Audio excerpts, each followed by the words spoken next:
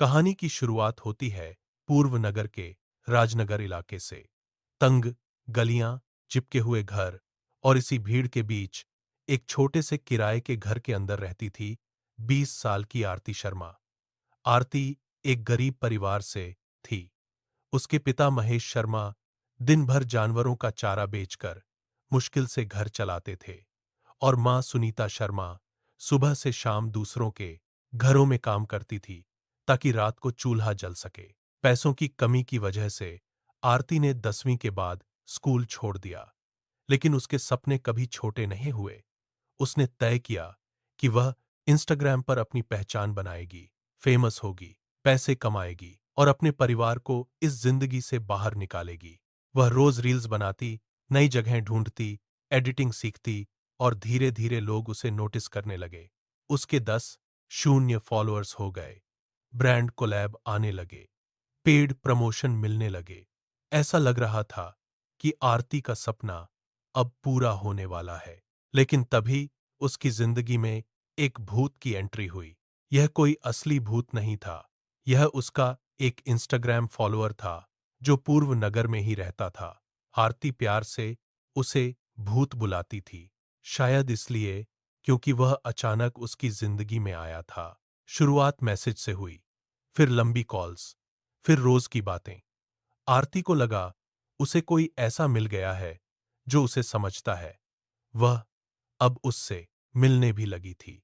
घर वालों को कुछ पता नहीं था, लेकिन सब महसूस कर रहे थे कि लड़की बदल रही है।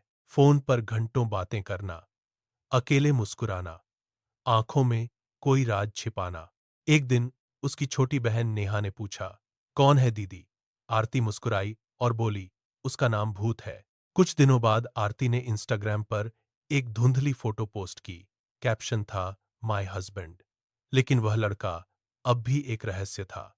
अगस्त 2024 में सुनीता शर्मा ने नोटिस किया कि जो बेटी पहले हर दिन बाहर जाती थी, अब कमरे में बंद रहने लगी थी।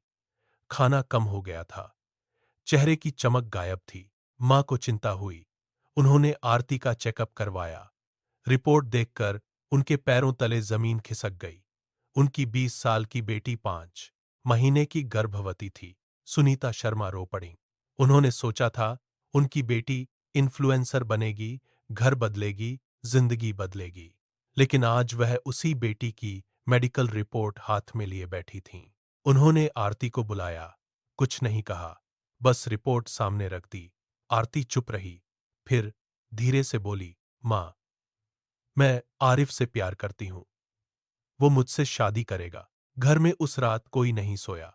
आरती ने बताया कि भूत का असली नाम आरिफ है। वह राजस्थान से है और राजनगर में रहता है। उसने साफ कहा, मैं सिर्फ उसी से शादी करूंगी। घर वालों ने बहुत समझाया, बहुत रोए, लेकिन आखिरकार बेटी की जिद के आगे झुक गए।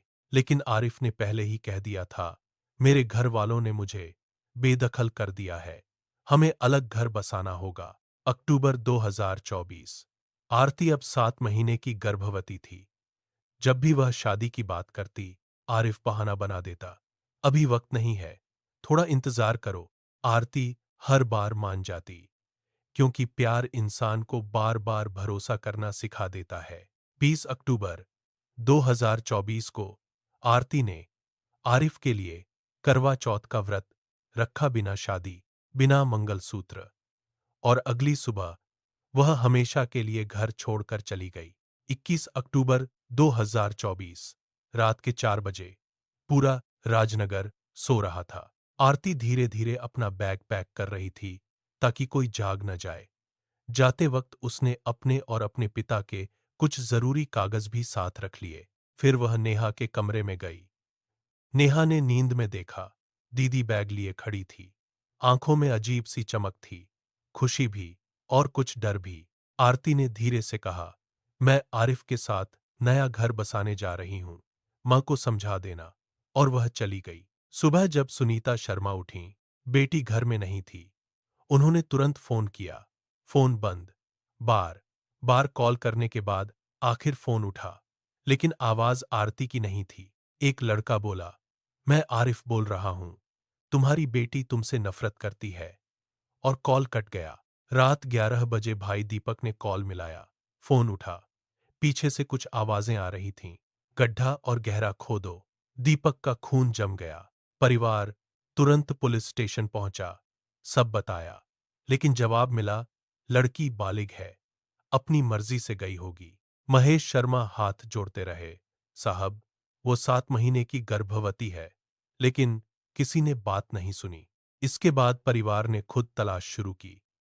पूछताछ करते करते दीपक आरिफ के घर पहुंचा। वहीं सबसे बड़ा सच सामने आया। आरिफ का असली नाम कुछ और था। उसके घर वालों ने भी उससे रिश्ता तोड़ रखा था। दिसंबर 2024 में पुलिस ने एक लड़के को पकड़ा जिसके पास महेश शर्मा के नाम के दस्तावेज मिले, वही कागज जो आरती घर से ले गई थी। फिर जांच शुरू हुई। 21 अक्टूबर की सुबह आरिफ आरती को कार में लेकर निकला। रास्ते में उसने अपने 2 दोस्तों विकास और अमन को भी साथ बैठाया। वे लोग शिवपुर के पास एक सुनसान इलाके में पहुंचे। पहले एक पुराने मंदिर के पास रुके, शराब पी, फिर वापस कार में बैठे।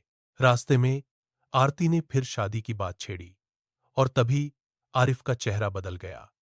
तीनों उसे खेतों की तरफ ले गए। आरती समझ चुकी थी कि कुछ गलत होने वाला है। वह भागना चाहती थी, लेकिन 7 महीने की गर्भावस्था और सामने 3 आदमी, वह कुछ नहीं कर सकी। उस रात उसके साथ वह दरिंदगी हुई जिसने पूरे इलाके को हिला दिया। बाद में तीनों गिरफ्तार हुए।